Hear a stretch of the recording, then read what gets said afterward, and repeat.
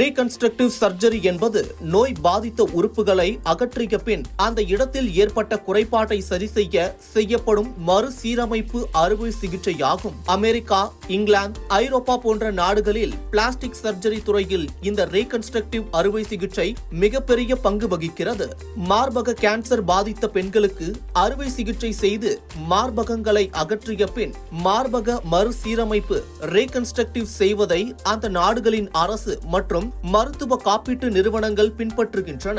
ஆனால் இந்தியாவில் அப்படி யாரும் செய்து கொள்ள முன்வருவதில்லை. இந்தியாவில் பெண்களுக்கு ஏற்படும் புற்றுநோய்களில் மார்பக புற்றுநோய் முதலிடத்தில் உள்ளது. மார்பக புற்றுநோய்க்குள்ளாகும் 40 முதல் 50 வயதுக்குட்பட்ட பெண்களில் பெரும்பாலானோர் மார்பகங்களை மட்டும் இழப்பதில்லை, அத்துடன் சேர்த்து தன்னம்பிக்கையும் இழக்கின்றனர். எனவே மார்பக புற்றுநோய் சிகிச்சையுடன் மறுசீரமைப்பு சிகிச்சையும் சேர்ப்பதே இதற்கு தீர்வு. அதனால் இது குறித்து பிளாஸ்டிக் மற்றும் மார்பக மறுசீரமைப்பு அறுவை சிகிச்சை நிபுணர் வெங்கட் ராமகிருஷ்ணனிடம் பேசினோம். வணக்கம் டாக்டர். வணக்கம் அம்மா. டாக்டர், இப்போ ஒவ்வொரு வருடமும் இந்த அக்டோபர் மாதம் மார்பக புற்றுநோய்க்கான விழிப்புணர்வு மாதமா அனுசரிக்கப்படுது. இந்த வகையில் இந்த வருஷம் பாத்தீங்கன்னா கூடுதலாவே அது சம்பந்தப்பட்ட விழிப்புணர்வு ப்ரோக்ராம்ஸ் நிறையவே நடந்தது. அந்த ஒவ்வொரு நிகழ்ச்சியிலையும் பாத்தீங்கன்னா இந்த மார்பக மறுசீரமைப்பு சிகிச்சை பத்தி உங்களை மாதிரி சில மருத்துவர்கள் பேசினாங்க. அந்த மார்பக மறுசீரமைப்பு சிகிச்சை பத்தி விழிப்புணர்வு இருக்கா? அது பண்றது ரொம்ப அவசியமா என்ன? அது சில பேர் அது ரொம்ப அழகான விஷயம், ஆடம்பரமான விஷயம், அதை ஏன் பண்ணிக்கணும், நம்ம இப்படி ஒரு சஃபரான விஷயத்துல இருந்து உயிர் பிழைச்சதே பெரிய விஷயம், இதுல வேற நம்ம திரும்பவும் மறுசீரமைப்பு சிகிச்சை பண்ணிக்கணுமா, உயிர் வாழ்றதே போதும் அப்படின்ற ஒரு மனநிலைக்கு தள்ளப்படுறாங்க இருக்காங்க. சோ ஆனா மற்றவர்கள் கண்டிப்பா வேணும் அவசியம்ன்றாங்க. அது எந்த அளவுக்கு அவசியம் டாக்டர்? மார்பகத்துல புற்றுநோய் வர்றது ரொம்ப சகஜமாயிட்டு வருது. இன்சிடென்ஸ் இன்க்ரீஸ் ஆகுதுன்னு உலக ரீதியில சொல்றாங்க.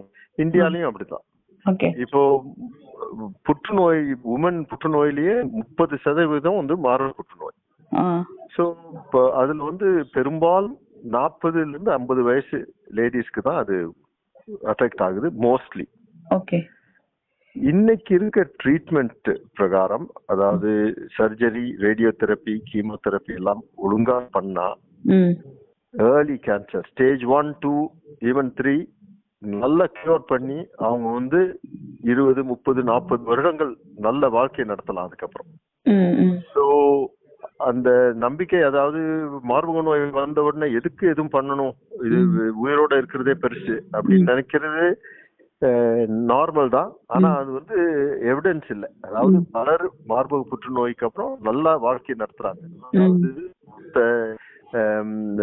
அந்த மார்பக தவிர மீதியெல்லாம் மத்த நோயினாலதான் இறந்து போவாங்க பின்னால, ஹார்ட் அட்டாக்கோ அதுவும். சோ மார்பக நோயினால எல்லாரும் இறந்து போறது இல்ல, மார்பக புற்றுநோய் வந்ததுனால. சோ இந்த மாதிரி இருக்கும்போது ஒரு எக்ஸாம்பிள் சொல்றேன். ஒரு யங் லேடி, ஒரு 30, 40 வயது பெண் மார்பக புற்றுநோயோட வராங்க. ஸ்டேஜ் 1, 2 நாங்க எடுத்துடுறோம், ரேடியோ தெரப்பி கொடுத்துடுறோம், கீமோதெரப்பி எல்லாம் கொடுத்து அவங்க கியூர் பண்ணிடுறாங்க. அவங்க வாழ்க்கை இன்னும் ஒரு 40 வருடம் நார்மலா வாழ்றதுக்கு there is a chance. அந்த மாதிரி இருக்கவங்கள 40 வருஷம் ஒரு மார்பகம் இல்லாம ஒரு தழும்போட இருக்கணுமா? அது எல்லாருக்கும் மார்பகம் திருப்பி சீரமைக்கணும் அப்படின்னு அவங்களும் கேட்கறது இல்ல, நாங்களும் பண்றது இல்ல. பட் ஆனா ஒரு சிலருக்கு அது ரொம்ப மனநிலை பாதிப்பு ஆகும். இப்போ வெஸ்டர்ன் கண்ட்ரீஸ்ல 70% மாஸ்டெக்டமி, அதாவது மார்பகம் எடுத்துட்டாங்கன்னா புற்றுநோயால 70% பேஷண்ட்ஸுக்கு இமீடியட்டா ரீகன்ஸ்ட்ரக்ஷன் பண்ணிடுவாங்க. நம்ம ஊர்ல 0.5% கூட பண்றது இல்லை. அது இந்த மாதிரி ஒரு பிலீஃப், அதாவது எதுக்கு உயிரோட இருந்தா போதுமே.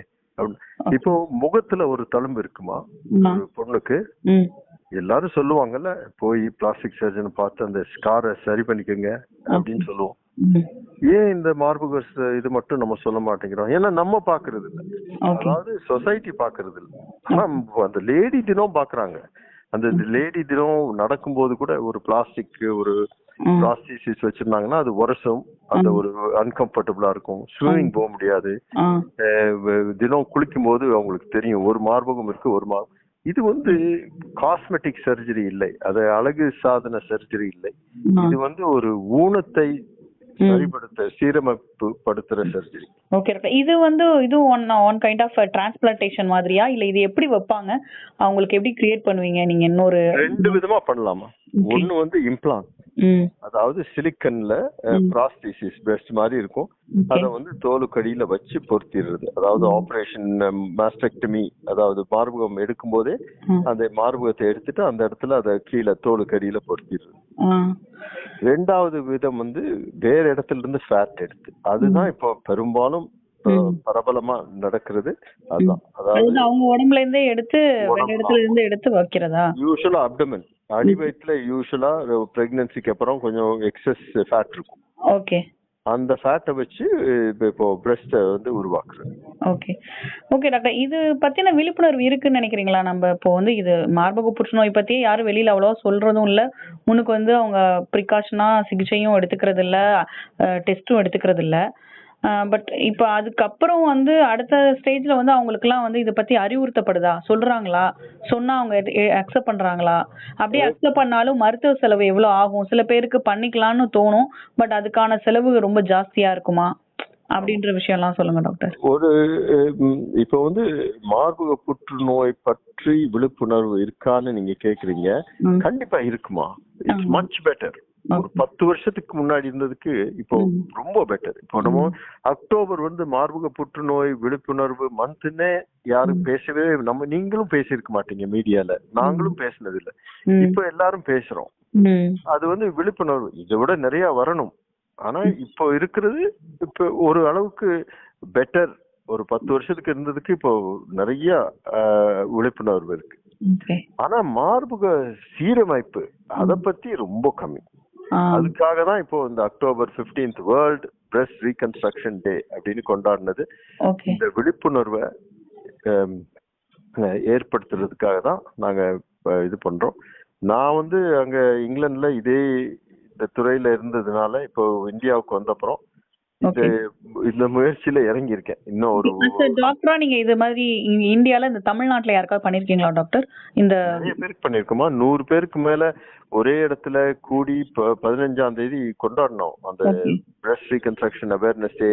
100 பேஷண்ட்ஸ கூப்பிட்டு பண்ணிருக்கோம். என்னங்கம்மா? அவங்க எல்லாமே தமிழ்நாட்டை சேர்ந்த? ஆமா, தமிழ்நாட்டை சேர்ந்தவங்க தான். ஆமா, இங்க சென்னை, இப்ப சுற்றுப்புறம், கோயம்புத்தூர், அது மாதிரி. Okay doctor.